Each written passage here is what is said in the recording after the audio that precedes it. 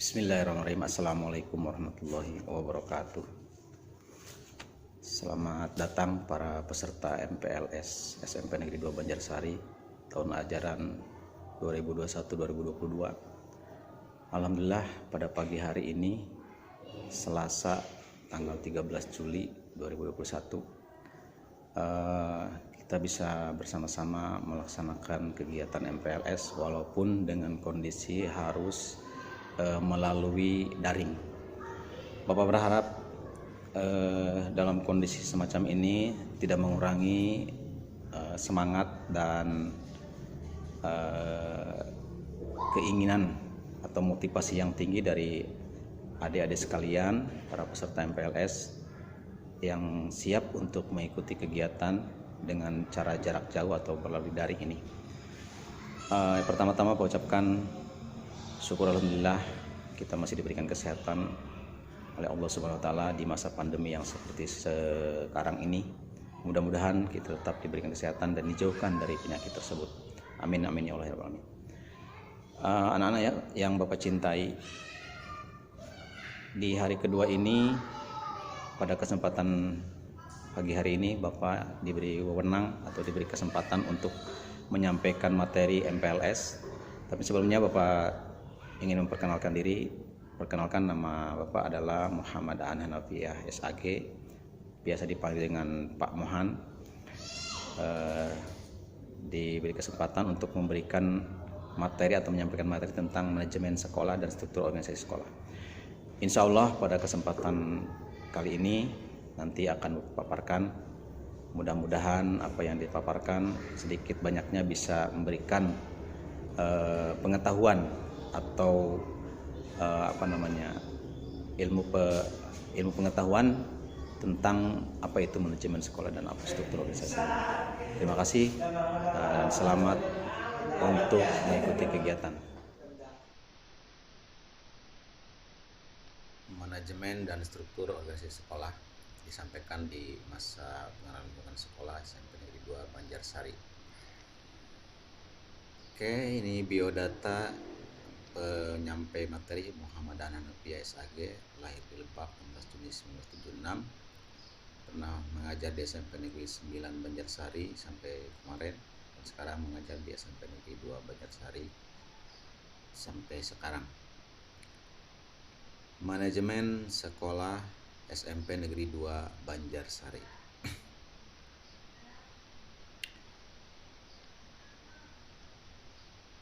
Apa itu manajemen sekolah?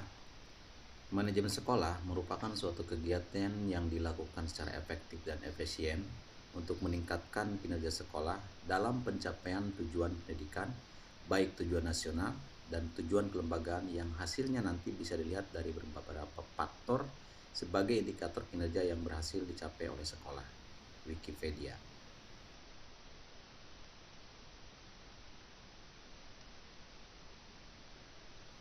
Fungsi manajemen sekolah. 1. Planning, perencanaan. Sekolah berfungsi untuk merencanakan suatu. Yang kedua adalah organizing atau sebagai pengorganisasian. Dan yang ketiga, sekolah memiliki fungsi sebagai controlling, pengawasan. Dan yang keempat, sekolah juga berfungsi sebagai actuating atau sebagai pelaksanaan.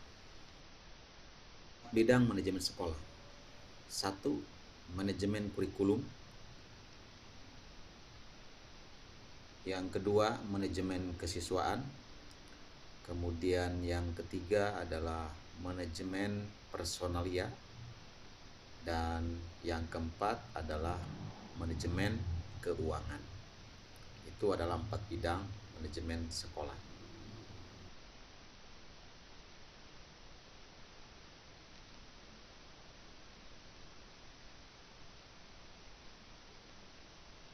Struktur organisasi sekolah. Apa itu struktur organisasi sekolah?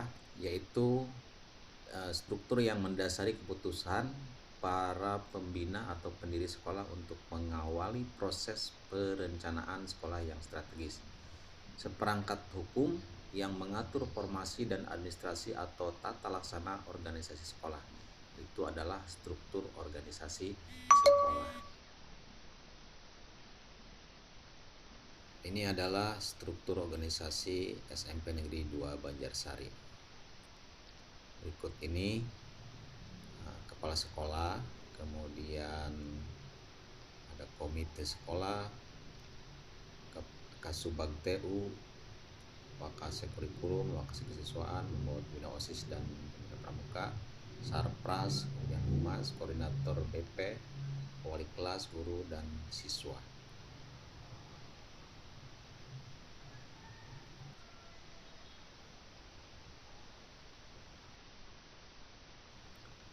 Berikut ini adalah pentingnya organisasi sekolah. Sekolah sebagai lembaga pendidikan sudah semestinya mempunyai sebuah organisasi yang baik supaya tujuan pendidikan tercapai. Organisasi sekolah yang baik itu hendaknya memastikan bahwa tugas dan tanggung jawab penyelenggaraan sekolah dibagi secara merata sesuai kemampuan dan wewenang yang telah ditentukan. Melalui struktur organisasi tersebut, orang akan mengetahui tugas dan wewenang kepala sekolah, guru, dan karyawan sekolah. Bahkan melalui struktur organisasi ini akan terlihat pula apakah suatu sekolah itu memiliki unit kerja tertentu seperti bagian UKS, perpustakaan, kepramukaan, dan lain-lain. Dengan adanya organisasi sekolah ini yang baik, dapat dihindari tindakan kepala sekolah yang menunjukkan sebuah kekuasaan yang berlebihan atau tindakan kepala sekolah yang otoriter. Jadi betapa pentingnya organisasi sekolah. Ya, jadi sekolah kalau tidak ada organisasinya tidak akan termanage dengan baik tentunya. Tapi kalau dengan adanya organisasi sekolah, maka kepala sekolah akan terbantu dengan manajemennya yang baik.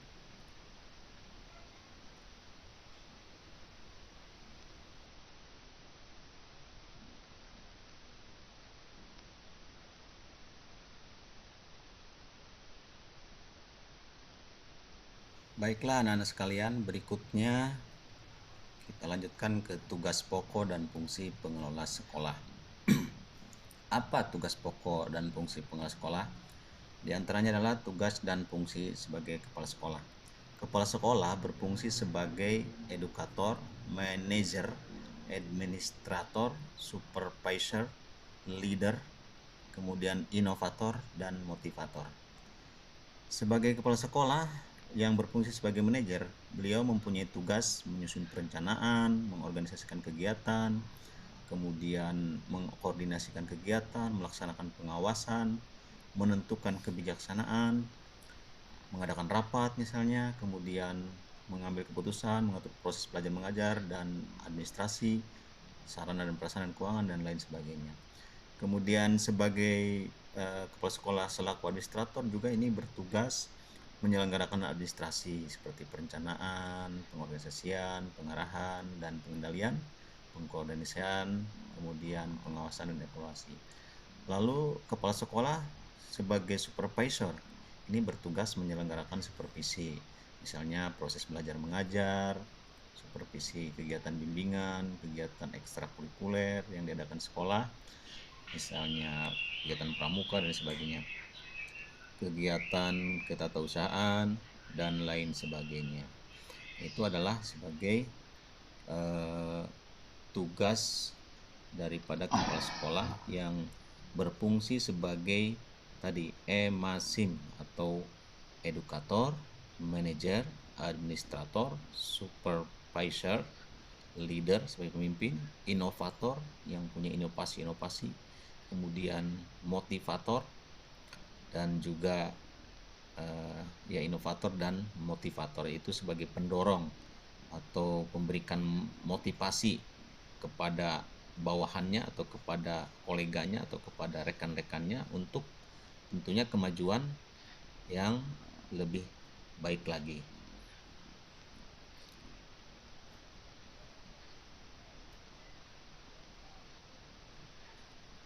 Yang berikutnya adalah wewenang kepala sekolah. Kepala sekolah punya wewenang yaitu menjaga keterlaksanaan dan ketercapaian program kerja sekolah.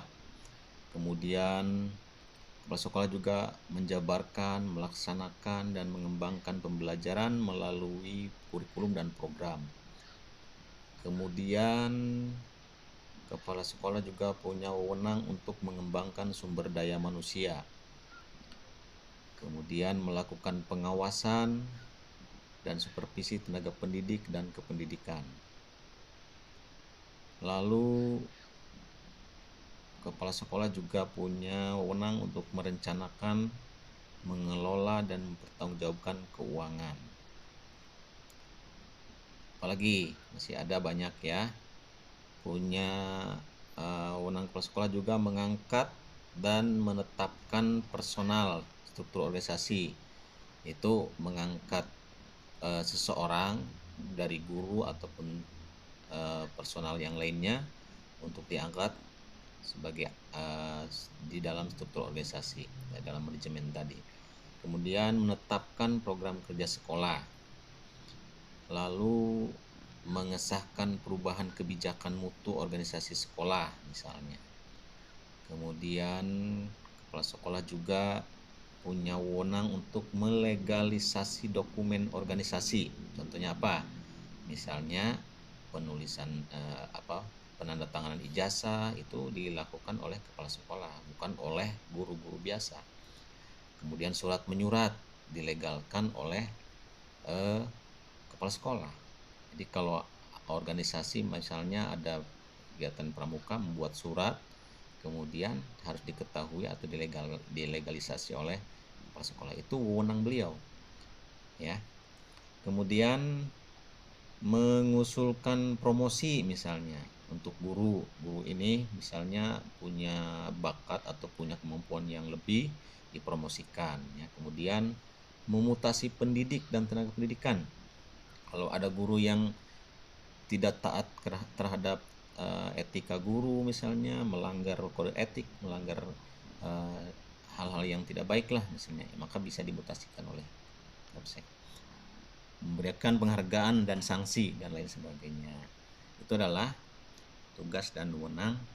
Berikutnya adalah tugas dan wewenang Wakasek Kurikulum. Menyusun program kerja bidang kurikulum, kemudian mengkoordinasikan pelaksanaan dan pengembangan kurikulum, memantau pelaksanaan pembelajaran, menyelenggarakan rapat, kemudian mengkoordinasikan pengelolaan perpustakaan, evaluasi pembelajaran, menyusun kalender pendidikan dan jadwal, itu adalah kurikulum. Kemudian melaporkan hasil pelaksanaan pembelajaran dan mengusulkan tugas mengajar pada masing-masing guru. Lalu tugas kesiswaan dan wewenang kesiswaan adalah mengkoordinasikan penerimaan siswa baru atau PPDB ya, sekarang PPDB dulu PSB. Kemudian mengkoordinasikan pelaksanaan masa orientasi siswa atau MOS, kalau sekarang MPLS nih, masa pengenalan lingkungan sekolah. Kemudian mengkoordinasikan pemilihan kepengurusan dan diklat OSIS misalnya, itu tugas kewenangan kesiswaan. Kemudian mengkoordinasikan penjaringan dan pendistribusian semua bentuk beasiswa, mengurusi beasiswa, mengurusi program Indonesia Pintar misalnya PIP, KIP diusulkan kemudian didistribusikan setelah cair. Kemudian mengkoordinasikan pelaksanaan 4K, itu ketertiban, kedisiplinan, keamanan, dan kekeluargaan. Itu adalah 4K. Itu diurus atau dikoordinasikan pelaksanaannya oleh Wakasek Kesiswaan. Yang selanjutnya tugas dan wewenang Wakasek Kesiswaan diantaranya adalah membina program kegiatan OSIS. Ya, kegiatan OSIS itu dibina program kegiatannya oleh Wakasek Kesiswaan supaya berjalan dengan baik. Jadi itu adalah tadi tugas dan wewenang Wakasek Kurikulum dan tugas dan wewenang Wakasek Kesiswaan sebagai sebuah manajemen sekolah yang ada di SMP Negeri 2 Banjarsari.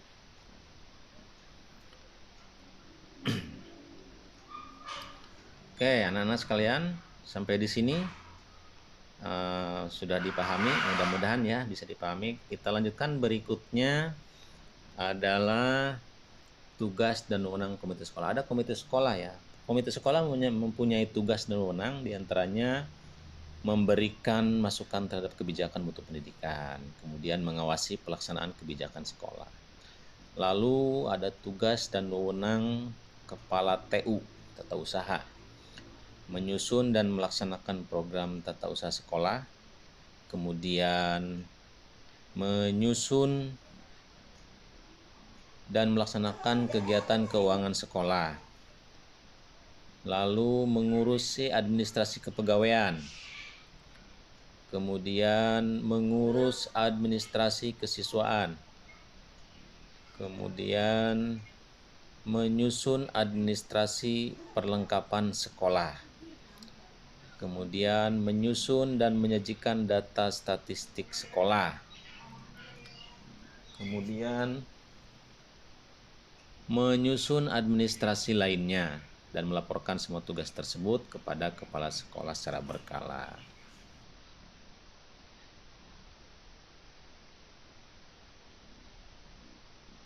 Oke, kita lanjutkan. Selanjutnya adalah tugas dan wewenang sarana dan prasarana atau sarpras.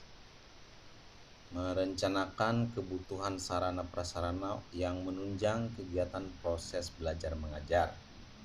Nah, ini wewenang ataupun tugas yang dipegang oleh Wakasek bidang sarana prasarana. Kemudian merencanakan program pengadaannya, misalnya mengadakan mebler, ya, tempat duduk, kursi dan meja untuk belajar.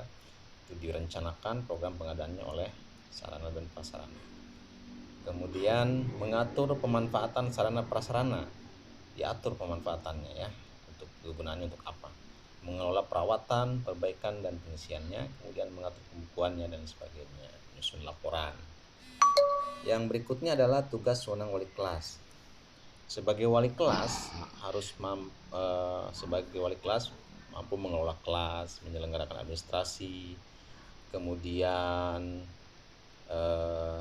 mengatur denah tempat duduk, papan absensi siswa, daftar pengajaran dan lain sebagainya, mengisi buku leger nilai, ya, kemudian membuat catatan khusus tentang siswa, catatan tentang siswa yang baik, siswa yang kurang baik, siswa yang banyak melanggar tata tertib dan sebagainya, itu dibuat catatan khususnya. Kemudian mengisi buku laporan penilaian hasil belajar, pembagian buku laporan hasil belajar. Lalu ada tugas dan wewenang guru. Nah, guru atau pendidik tugasnya apa?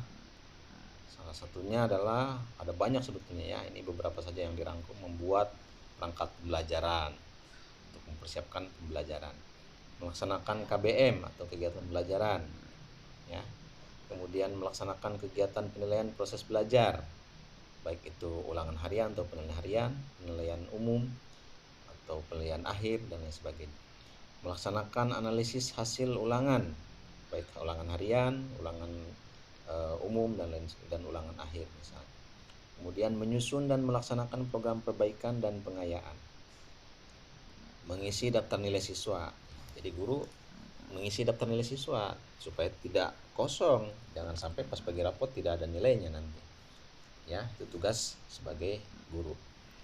Kemudian melaksanakan kegiatan membimbing, itu pengimbasan pengetahuan kepada guru lain dalam proses kegiatan belajar mengajar. Jadi kalau seorang guru punya kemampuan lebih, ada dapat dari pelatihan misalnya, diimbaskan kepada guru yang lain atau didiseminasikan supaya guru yang lain juga punya ilmu yang diperoleh dari pelatihan tersebut. Kemudian membuat alat pelajaran atau alat peraga. Guru juga punya tugas atau wewenang untuk membuat alat pelajaran atau alat peraga untuk disampaikan, digunakan kepada siswa.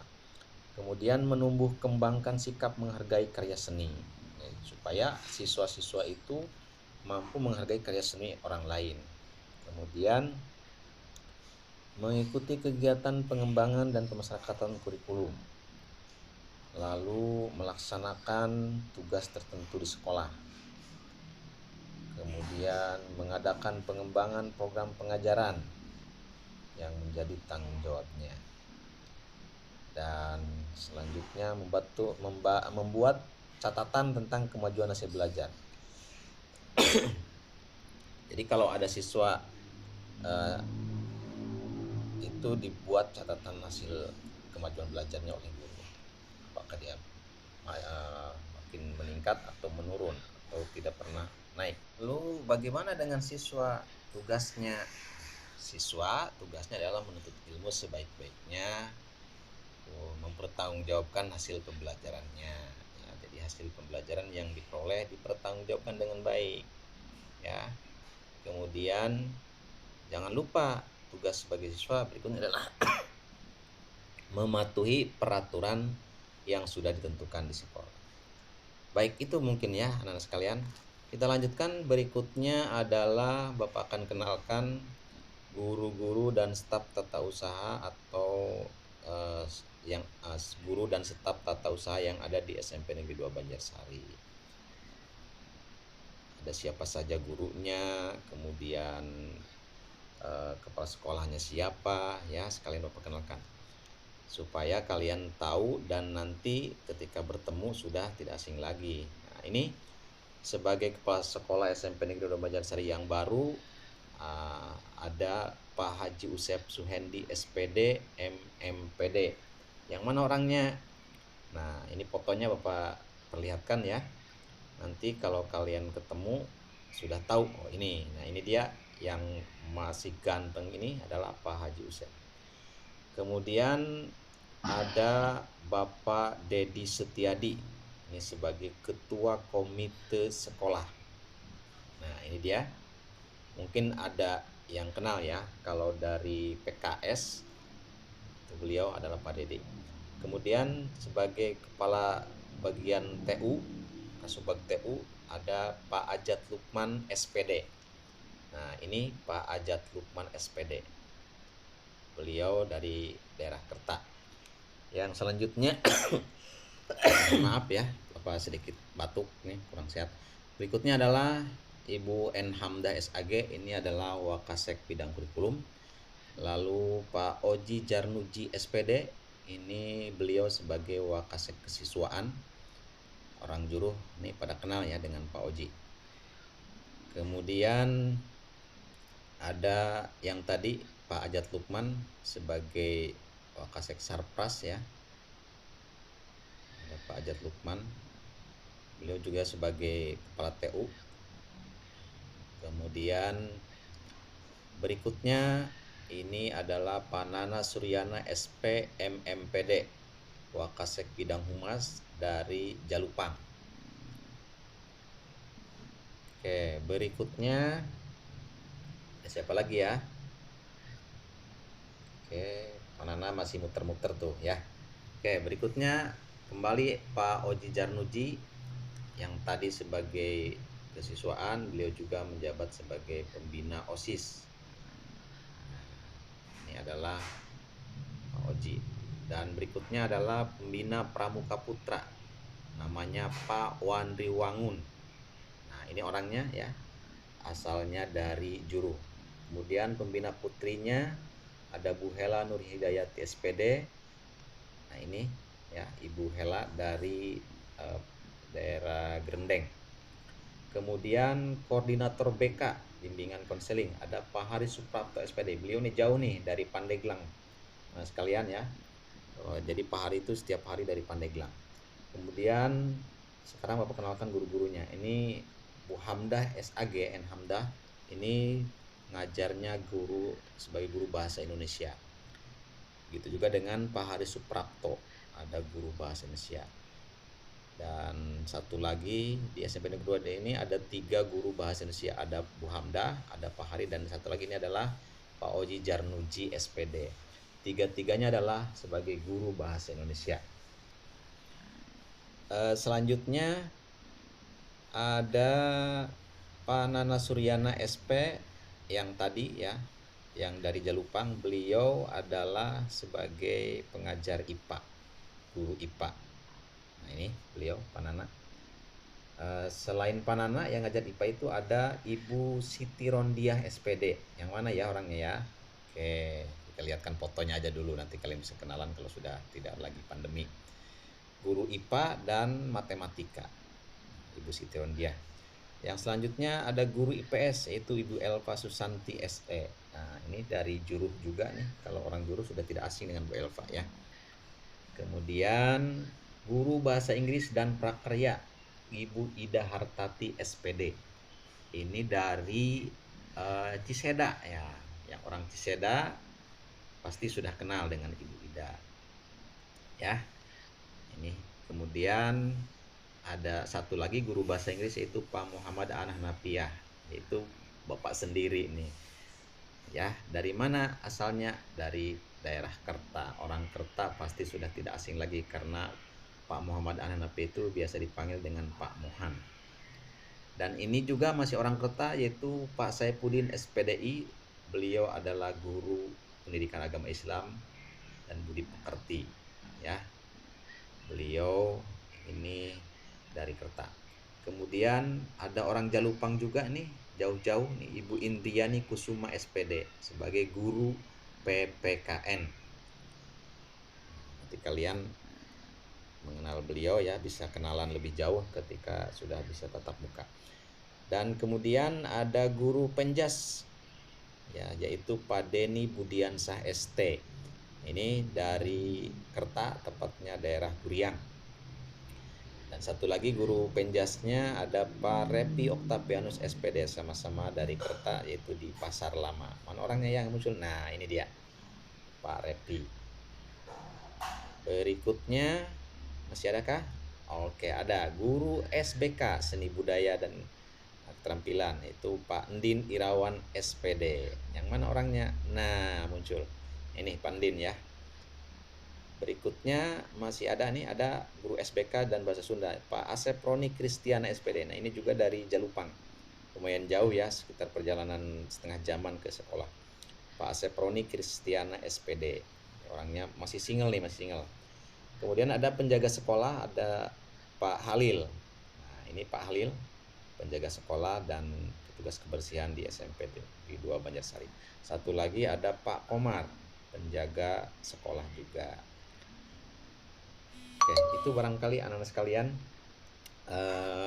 yang bisa Bapak kenalkan untuk guru-guru dan staf TU, juga materi tentang manajemen sekolah dan struktur organisasi sekolah. Terima kasih, mudah-mudahan apa yang disampaikan bisa bermanfaat. Mohon maaf atas kekurangannya. Sampai jumpa di program tatap muka nanti. Dan sekali lagi, Bapak mohon maaf. Bapak ucapkan thank you, and thank you. Terima kasih. Sampai jumpa. Assalamualaikum warahmatullahi wabarakatuh.